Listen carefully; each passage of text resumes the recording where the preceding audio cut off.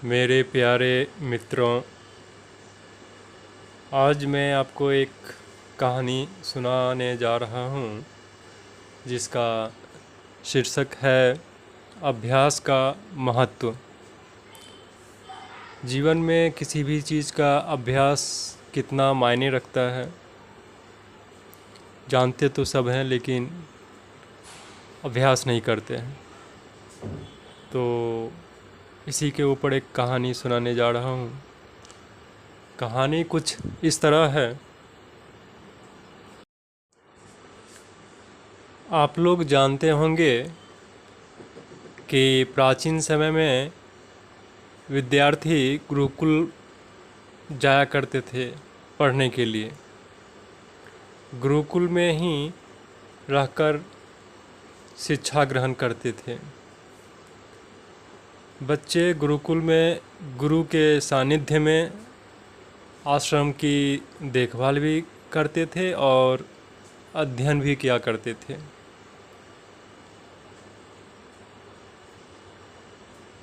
वरदराज नाम का एक बालक था जो सभी बच्चे की तरह एक गुरुकुल में रहकर अध्ययन कर रहा था।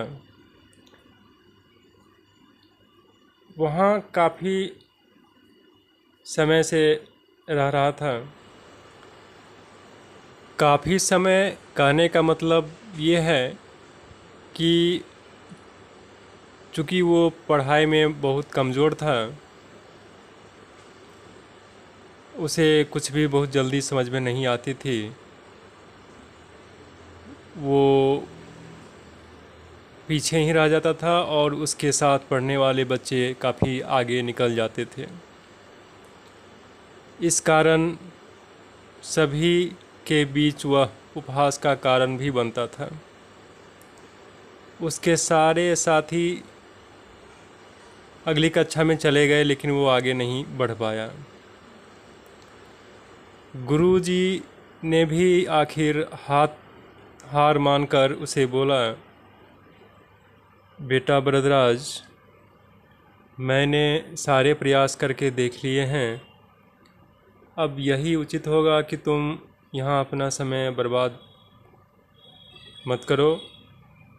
अपने घर चले जाओ और घर वालों की काम में मदद करो।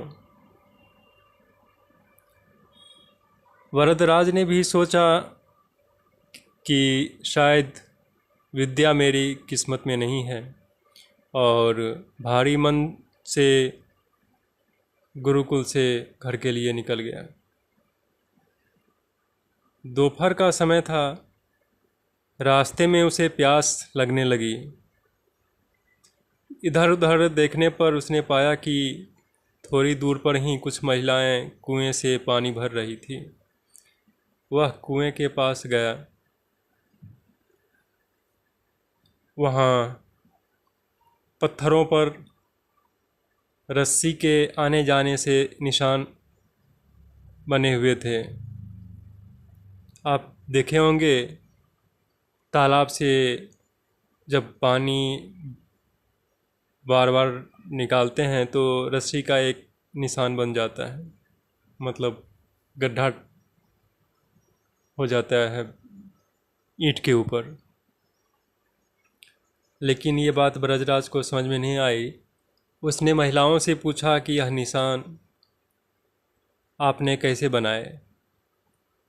तो एक महिला ने जवाब दिया, बेटे, यह निशान हमने नहीं बनाए हैं। या तो पानी खींचते खींचते इस कोमल रस्सी के बार बार आने जाने से ठोस पत्थर पर भी ऐसे निशान बन गए हैं। वरदराज सोच में पड़ गया। उसने विचार किया कि जब एक कोमल रस्सी के बार बार आने जाने से एक ठोस पत्थर पर गहरे निशान बन सकते हैं, तो निरंतर अभ्यास करने से विद्या क्यों नहीं ग्रहण किया जा सकता है और मैं क्यों नहीं ग्रहण कर सकता हूँ। अब यही बात वरदराज के दिमाग में बैठ गया और काफ़ी उत्साह के साथ, खुशी के साथ आप कह सकते हैं, वह सीधा वापस आ गया गुरुकुल और अपने गुरु से आग्रह किया कि मैं एक बार फिर से मेहनत करना चाहता हूँ। गुरुजी ने भी खुश होकर भरपूर सहयोग किया, बोला कि ठीक है। और उस दिन के बाद वरदराज ने खूब मेहनत किया और उस मेहनत का नतीजा ये हुआ कि कुछ ही सालों में वह मंदबुद्धि बालक वरदराज, जिसे कुछ भी जल्दी समझ में नहीं आता था, आगे चलकर संस्कृत व्याकरण का महान विद्वान बना, जिसका नाम दूर दूर तक फैला। आप जानते होंगे उन्होंने काफ़ी व्याकरण की रचना किया है उन्होंने, जिसमें से कुछ हैं लघु सिद्धांत कौमुदी, मध्य सिद्धांत कौमुदी, सार सिद्धांत कौमुदी इत्यादि इत्यादि। मेरे प्यारे दोस्तों, इस कहानी से हमें यह शिक्षा मिलती है कि अभ्यास बहुत ज़रूरी है, चाहे वो खेल में हो या पढ़ाई में या किसी और चीज़ में। एक कहावत है, प्रैक्टिस मेक्स मैन परफेक्ट। बिना अभ्यास के आप सफल नहीं हो सकते हो। यह आपके हर सपने को पूरा करेगी। अगर आप बिना अभ्यास के केवल किस्मत के भरोसे बैठे रहोगे तो आखिर में आपको पछताने के सिवा और कुछ हाथ नहीं लगेगा। इसलिए अभ्यास के साथ धैर्य, परिश्रम और लगन रखकर आप अपनी मंजिल को पाने में जुट जाएं।